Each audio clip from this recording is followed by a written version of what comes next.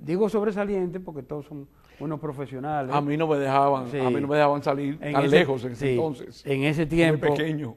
en ese tiempo, tú eras más pequeño, verdaderamente. Pero los admiraba a Pero todos. no sabía más o menos Ujú. de eso ahí. Y ahí también se jugaba, como tú decías, el basquetbol, ¿entiendes?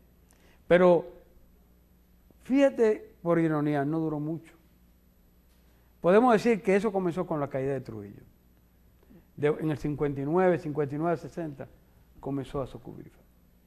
Porque Pero- había ese cambio de actitud de la juventud. Prácticamente se produjo como si Ya fuera habían sentimientos revolucionarios. una metamorfosis. Era una forma de desahogo. Sí, había como una metamorfosis de la gente, como me quité la cadena, déjame desarrollarme, déjame Algo expandir similar a lo que se produjo mi conocimiento. Tanto así que yo recuerdo que nosotros en esa época recitábamos y analizábamos el marxismo-leninismo y la democracia y Eso como, sí, eso como sí. nada. Tanto es así que ahí fue que yo aprendí a conocer lo que era el manifiesto comunista y otra cosa más.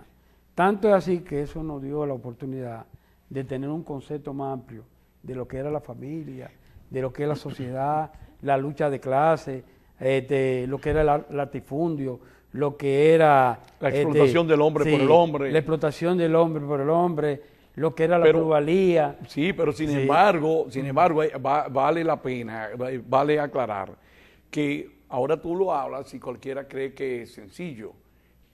El tener el ser encontrado con uno de esos libros en las manos o en la casa, eso le costaba la vida a uno. Lógico, Y no lógico, solamente en ese lógico. tiempo, sino también posteriormente, Sí. los 12 años del doctor Joaquín Balaguer, Sí. también era peligroso, o sea, Lógico, había una lógico, represión terrible. lógico. Yo recuerdo que uno de los libros con sentidos revolucionarios, que más fácil nosotros podíamos, y me gustaría también que escuchara nuestro amigo Órbito, que cumple años hoy, que prestara atención a esta parte de la historia, porque yo sé que le interesa mucho. Esta parte de la represión, yo recuerdo de los libros que nosotros teníamos más fácil acceso, eran los libros de La Madre de Máximo Gorki. De Máximo Gorki. Leíamos obras teatrales de Anton Chekhov, Sí. podíamos lograr la hora 25. Entonces a esos libros, Los libros sacábamos José Ingeniero, José Ingenieros, con el hombre mediocre. exactamente, el hombre mediocre, etcétera. Ahí era lo único que nosotros teníamos acceso, que habían ideas revolucionarias que venían de fuera, pero los libros estaban controlados, no podían entrar al país, no se permitía. Y de eso sabe también nuestro amigo Aníbal Polanco, que tiene que estar en sintonía ahora mismo, junto a sus amigas, colaboradoras de su empresa, Fotoquimsa, Yuraima Félix, Sanja Flavia y otras dos amigas que más adelante vamos a mencionar sus nombres, que se quejaron porque no las saludamos los otros días y no queremos dejar pasar eso. Aníbal Polanco está en San Carlos, en la Hernando Gorjón, número 9, con su empresa Fotoquimsa. De todas maneras, Vergés, era interesante. Tú hablas ahora y cualquiera que te oye cree que era algo sencillo tener un libro de Carlos Marx, el Manifiesto Comunista. Cuando hay una transición entre una dictadura y lo que entre comillas puede ser un gobierno de que puede ser liberal, no entiendes, es cuestionable. Por ejemplo, nosotros podemos hablar ahora mismo abiertamente sobre lo que es la democracia y hablar de un sinnúmero de temas que anteriormente eran prohibidos, porque yo recuerdo que hasta en los Estados Unidos hablar de comunismo era una cosa prácticamente intocable, tanto es así que se perseguía gente. Pero claro, hubieron muchísimos actores, terrible, muchísimos comerciantes, industriales. Pero el que mismo fueron Charles acusados. Chaplin tuvo que salir de Inglaterra. Charles Chaplin fue un perseguido por sus ideas revolucionarias de izquierda. Y entonces aquí también pasó lo mismo. Que hay que tomar en ¿Aumentar cuenta. la población? No, y que antes la Sí. población, aquí la capital, precisamente Sí. Villafranca, que estaba Sí. compuesta de 3.700 y pico de personas. Ok, estamos Pero totalmente ¿cómo era de que se acuerdo. enteraban las personas? Como era tan pequeño, se enteraban a través de una bobita anunciadora. Sí, pero déjame decirte una cosa muy importante. Aquí se ha perdido mucha identidad de la gente. se han perdido las identidades de los barrios, cómo son los barrios. O sea que tenemos que retomar muchas cosas. Y aquí hay muchas debilidades. Pero ahí yo tengo que ¿Entiendes? ir en defensa, y tú lo sabes, Hay de muchas Villa debilidades. Francisca, porque cuando uno de los puntos donde nos reunimos nosotros es cuando fallece alguno de los miembros, un familiar, la madre, el padre. Pero observa que nosotros nos reunimos porque todavía tenemos ese concepto Exacto. de lo que son los grupos. No hemos perdido nuestra identidad. No, precisamente por eso celebramos ¿Entiendes? cada año. ¿Tú sabes Nos cuándo reunimos. se pierde la identidad de una persona? Cuando esa persona vive en tal lugar y no quiere ni que se le hable de ese lugar. Ah, no, sí. Ahí se pierde hasta porque- la identidad. Yo, ¿qué voy a Eso buscar yo determina ahí? que esa persona no tiene razón de muchas cosas que le están sucediendo. Por ejemplo, yo te observo a ti que tú vas todos los días y pasas por ahí, por ese barrio, 2 y 3 veces. Por la Barahona yo tengo Y que pasar obligatoriamente. al día. Y yo voy, por ejemplo, yo no vivo ahí hace muchísimos años. Y yo paso por ahí todos los días. Y nos veo- reunimos ahí. Sí, y nos reunimos, si hay que reunirse. Sí, sí. Y déjame decirte, mi casa está ahí todavía. Claro. ¿Entiendes? Donde yo nací y me crié, está ahí. La mía no está idéntica. allá, ¿no? La tuya no está, pero la mía está ahí. Sí. Entonces, ¿qué significa? Que todavía por el entorno hay personas que responden, ¿entiendes?, a esa identidad de hace más de 30, 40 o 50 años. Mira, doña Consuelo Zaragoza en la Barahona, frente a Lama, todavía mantiene su posición y sigue ahí. Ella dice que ella va a morir ahí en esa casa, que era la casa de mi padrino, el padre de ella, mi padrino don Paco Zaragoza. Un gran hombre, un hombre muy Sí, respetado, sí. respetado y respetable de la De todas formas, retomando lo que es Villa Francisca. Villa Francisca ahora mismo no es la sombra de lo que era anteriormente. Porque ahora hay como una mezcolanza de muchas cosas. Naturalmente eso, y ahí que entra tu parte, ha aumentado la población, vienen lo que son los pueblos, y, llámense la gente. y los cambios sociales, Sí, los pueblos las posiciones sí, económicas. van cambiando constantemente, van Ajá. evolucionando. Por eso es que la sociedad es dinámica. Entonces la sociedad no es estacionaria, es dinámica, es movimiento.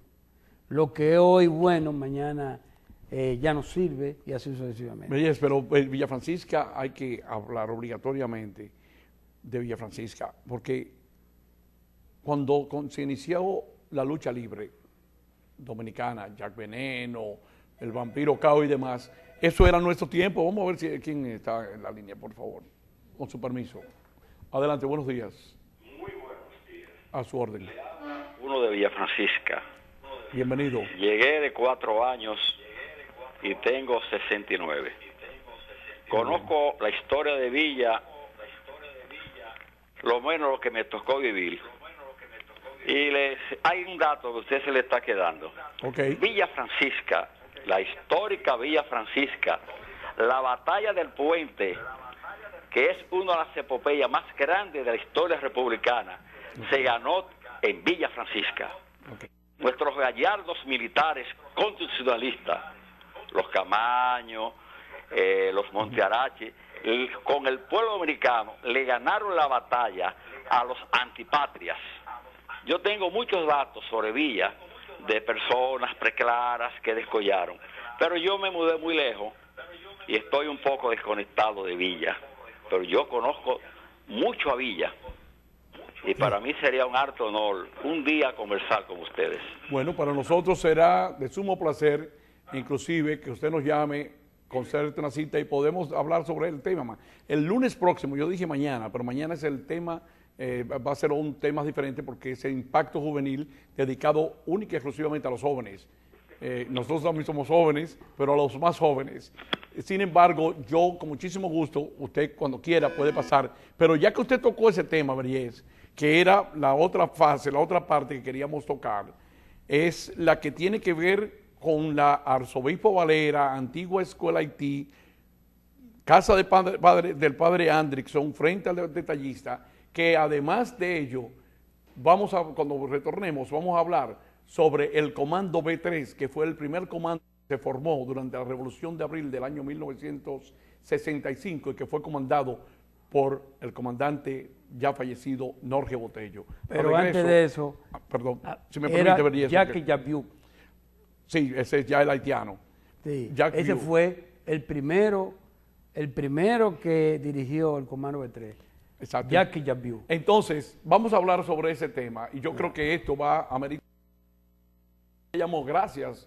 Usted se nos adelantó, pero vamos a tocar ese tema. Señor director, cuando guste, veamos las imágenes del Centro de Estudios Moray. Bueno, el señor que llamó, que debimos pedirle su nombre y de dónde nos llama, para la próxima lo haremos. De todas formas, nos tocó. Y qué bueno, nos adelantó. Él prácticamente introdujo nuestro tema. Qué bueno. Vergés, él habló sobre la guerra que se libró en el Puente Duarte. Sí. Eso fue al principio, antes del 28, eso fue el 24, 25. El 25 fue cuando bajó la juventud y bajó todo el mundo con las bombas Molotov hacia el puente, en honor a Andrei Molotov. Esas bombas se utilizaron en otro tiempo, por eso se le llaman así. Bueno, para detener los tanques que venían cruzando del Puente Duarte. Pero posteriormente, para quedarnos en Villa Francisca, en el área que veníamos tocando, el arzobispo Valera, Escuela Haití, que nosotros tuvimos una discusión sobre eso, yo decía que sí existía el arzobispo Valera en ese mismo lugar, se convirtió después de la revolución en el ensanche Cucaracha, porque las personas de los barrios de Villa Consuelo, Villa María, etcétera, bajaron hacia esa área de Villa Francisca y ocuparon ese lugar. Pero ahí se hizo el Comando B3, que bien tú aclaraste que fue ese comandante haitiano, Jacques Jabiuk.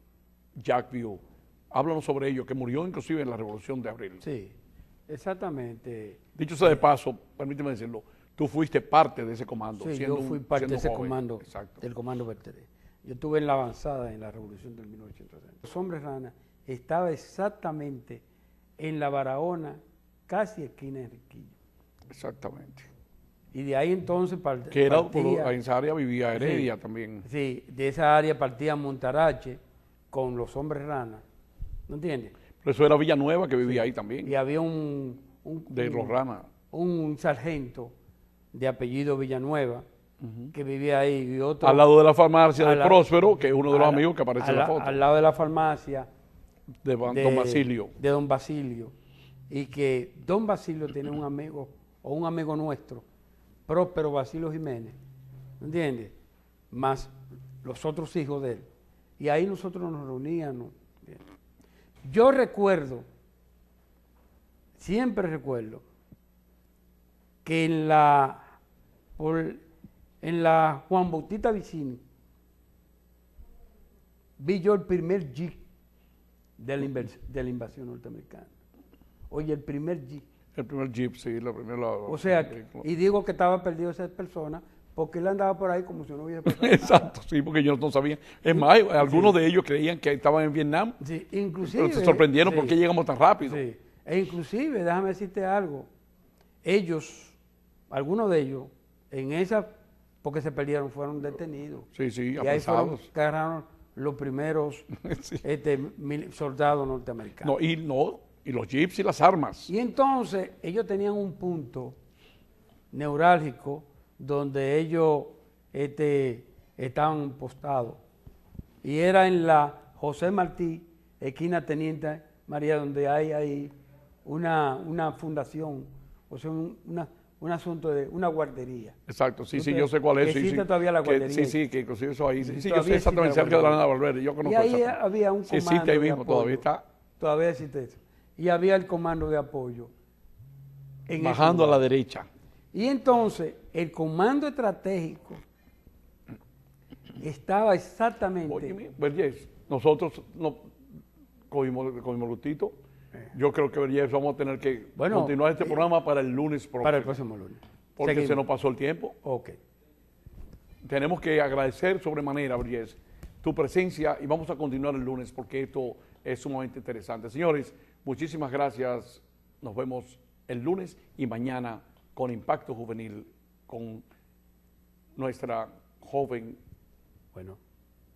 de nuestro Centro de Estudios Monarcas. Muchísimas gracias.